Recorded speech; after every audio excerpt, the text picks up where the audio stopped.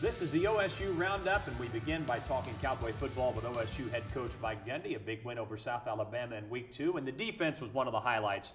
Held South Alabama scoreless in the second half. I think they had maybe 131 yards the last 3 quarters. What did you like that got better maybe week 2 compared to week 1? Our tackling improved as the game went on, and we were really successful against the run. We were physical up front. They had multiple ways to run the football. They had some options, some quarterback run, and I thought our guys defended it really well. And then from a passing standpoint, we played our man coverage tight. We defended the middle of the field pretty well. So overall, 9 3-and-outs puts our offense right back on the field really fast, gives us a great chance, and they scored. You can look statistically that if a defense scores, your percentages of winning go way up. And so we dropped Harper 16 from the backside out to the middle of the field, and it worked. They threw it right to him, and he was able to run the football in. So they were definitely a highlight in the game. Kenneth Edison-Magruder, who really is your most experienced player in the back end at safety, had a targeting foul and was ejected early in the game. That threw some young guys into the mix. How did they do, and how are they progressing? Both those guys, 31 and 24, played better than what I thought when I watched the game. And I think I just have a natural habit of being uncomfortable when true freshmen, are out there playing. And 9 months ago, they were playing high school ball. So 24 got run by one time, and I don't think he was ready. The game was moving fast for him. But as the game went on for him, he got better. And 31 was in the appeal. He was in the right spot most of the time.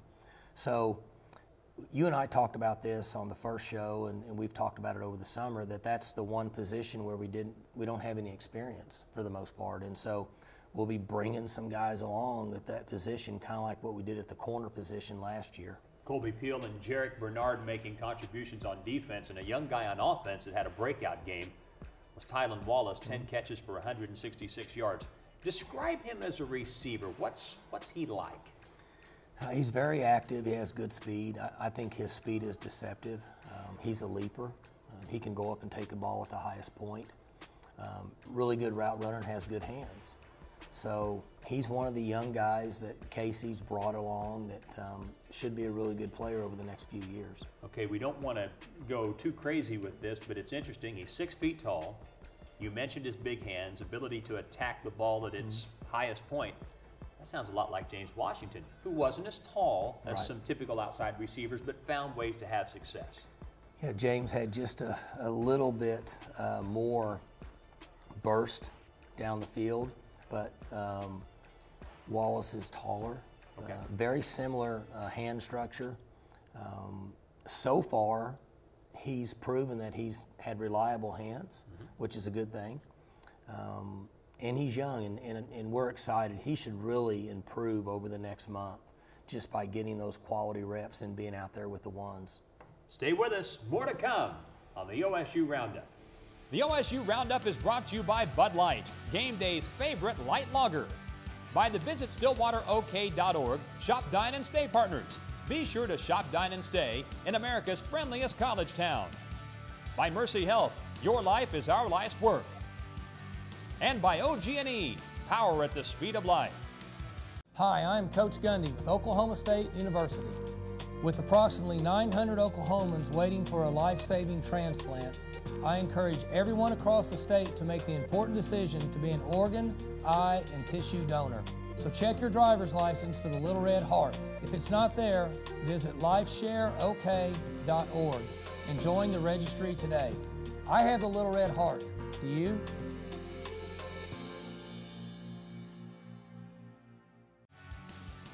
We're back on the OSU Roundup. How about a little history lesson today?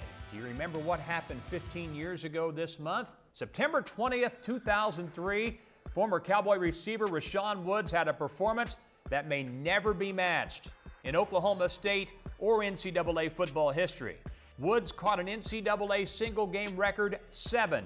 That's right, 7 touchdown passes in Oklahoma State's 52-6 victory over SMU in Dallas. He caught 5 touchdowns in the first half. In the third quarter, he added 2 more including this 11-yard touchdown grab that gave him the record-setting 7th TD, and there was still 4:53 left in the third quarter. Even in today's era of fast tempo and spread offenses, Woods' 7 touchdown catches in a single game remain an NCAA record. Woods and his quarterback Josh Fields were the subject of an OSU flashback feature, and the former Cowboy receiver has some interesting memories. Going into the game, I kind of knew what we're going to get, but just the extent of not making any adjustments was just the amazing thing. I mean, everybody that we had played before had doubled me my last year. And so the year was not, in my mind at the time, going the way I wanted it to go, because I couldn't get any passes because they committed 2 guys to me the whole year, or at least up until that game. And so it was pretty much a struggle. And then it was almost like at the time I think I was thinking, well, maybe they forgot what I could do or something like that, or forgot that, hey, we can still catch the ball and throw it around here. And they was like, well, Tatum Bell, because all the double team was having a great year. And so I guess their thought process, looking at the past, I don't know how many games, maybe 4 games or something that they had watched during the year, he was the one, and the running game was what was really carving people up. And so they went back, I guess, and not really looking at the films the year before. When I watch that, it reminds me of the moments that we spent before we were even on this tape. Those moments to me define me even now. That is what I'm all about. I know that's what he's all about. And again, I think our success, even after ball, even right now in our lives, is still, it was started, out on that field. You heard Roshon Woods reference Tatum Bell's great 2003 campaign. Here's some of what Roshon Woods was talking about. One of Bell's biggest games in 2003 against Wyoming in Stillwater. Week 2 of the season. He rushed for 215 yards and scored 2 touchdowns as Oklahoma State won 48-24. Also, Gabe Lindsey, a terrific punt return here for a touchdown. That was a Cowboys' first TD, put the Cowboys up 10-0, and Oklahoma State's Cowboys rolled to victory. Ironically, that game was the last time the Cowboys faced a Mountain West opponent. OSU will face another Mountain West team this weekend when Boise State comes to town. Stay with us. More on the way on the OSU Roundup. Back on the OSU Roundup, some news and notes from Oklahoma State football. Taylor Cornelius is off to the best start ever for an Oklahoma State QB through 2 games. Cornelius has thrown for 728 yards and 6 touchdowns in his first 2 games as a starter. He is currently 2nd in the nation in passing yards, 2nd in touchdown passes, and 4th in America in yards per completion. He's also posted runs of 30 yards or more in each of the first 2 Cowboy victories. It's also worth noting that Cornelius has connected for touchdown passes with 5 different players in the first 2 games. On this weekend in 2012, a record-setting performance by the Cowboy offense in a win over Louisiana Lafayette. OSU racked up 742 yards in a 65-24 blowout of Louisiana Lafayette. J.W. Walsh threw for 347 yards and 4 touchdowns, including this 52-yard touchdown pass to Guthrie's Kai Staley. You remember Kai Staley, a young man who worked his way back to a prominent role after a major knee injury, an incredible story. Also, Josh Stewart added 2 touchdowns as the Cowboys raced out to a 44-0 halftime lead. The 742 yards in total offense were an OSU single-game record at that time, but now that total ranks 2nd in Cowboy football history, behind last year's 744-yard performance in OSU's win over Baylor. Stay with us. Still to come, Coach Gundy previews a game against Boise State. Stick around. More coming up on the OSU Roundup. Back on the OSU Roundup, and as you can see, another successful weekend for the Cowgirls soccer team. Wins over Cal and San Francisco. OSU now 6-1 on the year, and they remain perfect in the brand new Neil Patterson Stadium. It was a beautiful night for football when the Cowboys hosted South Alabama in Boone-Pickens Stadium, and it was a great night for the Cowboy defense in particular. Here's a look back. A perfect Saturday evening for football as Oklahoma State in week 2 of the college football season welcomes South Alabama to Boone-Pickens Stadium. 4th and 1, their own 47. They go for it, a running play to the outside. Malcolm Rodriguez again, knifing into the backfield. Cornelius takes a snap, rolling out right, throws over the middle. It's caught by Johnson to the 45 to midfield, breaks a tackle down the right sideline, 40, 30, 25, 20, inside the 10, and knocked out of bounds. Cornelius takes the ball, floats it toward the far corner of the end zone. The pass is caught by Tylan Wallace. Faking a handoff, faking a pass, and then Brock Martin with the sack. 4th and goal from the 1.5. Johnson goes in motion in front of Cornelius. Cornelius hands it off to him, and Johnson's turning the corner right side and headed to the end zone. Pistols firing. Touchdown, Oklahoma State. Tyron Johnson. And they're throwing for it. Right side, adjustment to the ball, and it's caught by Tylan Wallace. He has a touchdown catch tonight. He has a catch to sustain this drive on 4th down. Final seconds of the half. 2-yard line. Justice Hill driving and gets in. Second and third effort for Justice Hill. He's not just a fast running back, he's a tough running back, and he's in for the Cowboys touchdown. I thought it was a good surge up front. Larry Williams over there at left guard. Johnny Wilson at center. Morris gets a shotgun snap, fires over the middle. It's intercepted at the 23-yard line. Near sideline to the 15, to the 10, to the 5, and into the end zone. Pistols firing. Touchdown, Oklahoma State. Devin Harper with the interception and the score. Protection for Taylor Cornelius gives him time to go deep down the field to Cowboy back Jelani Woods. Covered in space. There he goes. He's got a block from a receiver, and he's in. Touchdown, Oklahoma State. That's it. Cowboys go to 2-0 with a 55-13 win over South Alabama. Tylan, a 55-13 win over South Alabama. You had a career high, 10 catches, 166 receiving yards. What was it like having this breakout game tonight? It was really just a blessing. I mean, it's just the defense that they were running. They allowed us to go out there and throw the ball deep. And then last game, they didn't really let us throw it around that much. So we just went out there and did what we were supposed to do. How much, as a team, does it benefit you guys to be able to have such a strong run game and then go out there tonight and really have your receivers show off? Oh, man, it's just crazy. I mean, when everybody's more worried about the run and then you just come out and the receivers do what they're supposed to do, it's just you got to pick your poison, whichever one you want to choose.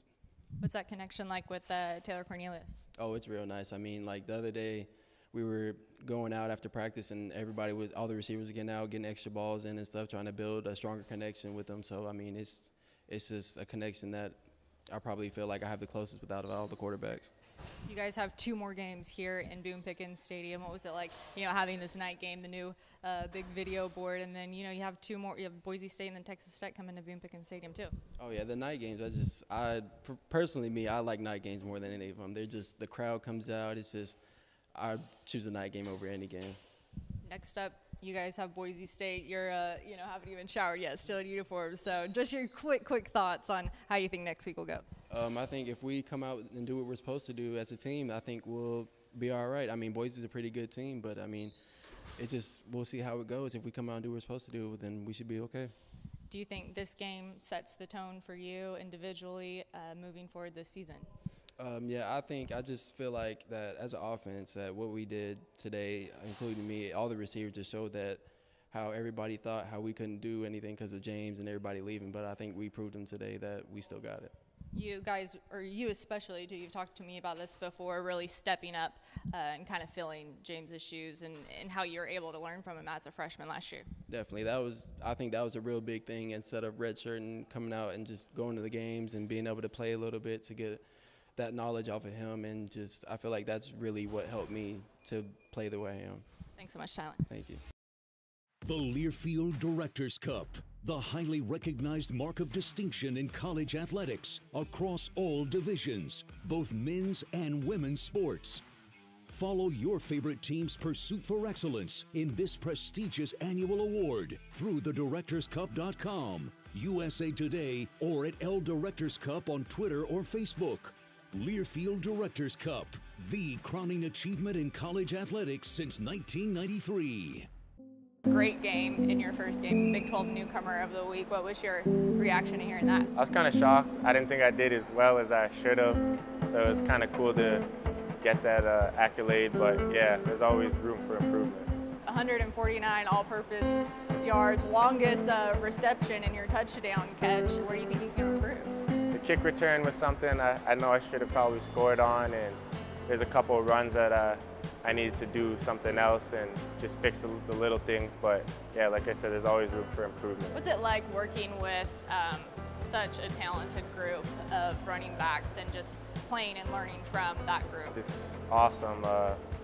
It's really awesome just being with guys that, you know, want to be great. We all push each other, and at the end of the day, we all just want to see each other do great. So no matter who gets the ball or who's doing good, we're just happy. You were a huge, you know, track star. Tell me about your track background. Yeah, I started track when I was about 7.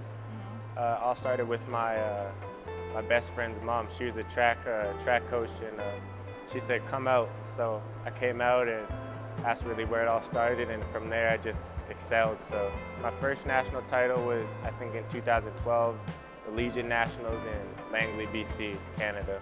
And yeah, I was one of the younger guys and ended up winning. So yeah, that was a huge stepping stone for me. You were also playing football growing up too, though, right? Yeah, I started football when I was about 9. What was football like in Canada for you? It's a little different. A few little rules, one extra person, the field's a little different, and the goalposts, and of course everyone knows forward motion, but football's football. Playing in your first game in front of that 50,000 plus crowd, what was that experience like? It's an awesome feeling, and I'm really fortunate to be here, just be a part of this team and this organization. The fans love football and they make it fun for us, so yeah, it's awesome. What do you like about this year's team? I like just how close we are. You know, we're young, but we're really fun too. I like that. We're fun, energetic, and we always want to win. We worked hard all spring, all fall for this right here, these few games, and I think we all realize that. We put in all the work, so you know, when the lights come on and we're out on the field, to have fun and just enjoy it. Back to wrap things up on the OSU Roundup as we get ready for Boise State. First ranked non-conference team to come to Stillwater since Georgia in 2009, and just some observations on Boise. Really solid football team. Have watched them from a distance for years. I've always been intrigued by teams that may not have 8 or 10 NFL-ready players to be evaluated each year. But they win a lot of football games and have had a lot of success. You know, their coaching tree is interested. I don't know their staff very well because they're so far out there. Chris Peterson used to be the head coach, and I got to know him when he came here and visited for a couple of days, and realized that his personality is probably similar to what they have there now. They don't get out of their box. They stay with what they believe in, as I've watched them on TV for the last 8 or 10 years. They want to run the ball, and they want to throw the ball over our head. And really, like you and I talked about, that's what we do. There's a lot of similarity there. Yeah, there's a lot of similarities. They talk about running the ball effectively and then throwing the ball over your head. And then defensively, some of the matchup coverages and different things that they're doing up front are a lot like what Coach Knowles and what we're doing here now. They have a good returner on special teams. So it'll be a great challenge for us. I think they're ranked in the top 20, and very deservedly. They obviously have earned it, and this is really kind of their year, comparable to us last year. Their quarterback's in his 30s with starts and has had a great year. They have wideouts that can make plays. They're experienced on defense. I think 9 and 10 returning starters on both sides of the ball. So they've got everything going for them, and we'll have to have a great week of practice to get ready to play them. And I think that they can compete with anybody in the country on any given day right now on a neutral field. You just throw them on a neutral field with their schemes, their concepts, their coaching, their players. I think they can compete with anybody. So it'll be a great game. And, you know, we're striping the stadium. Yes, it's cool. That's my favorite.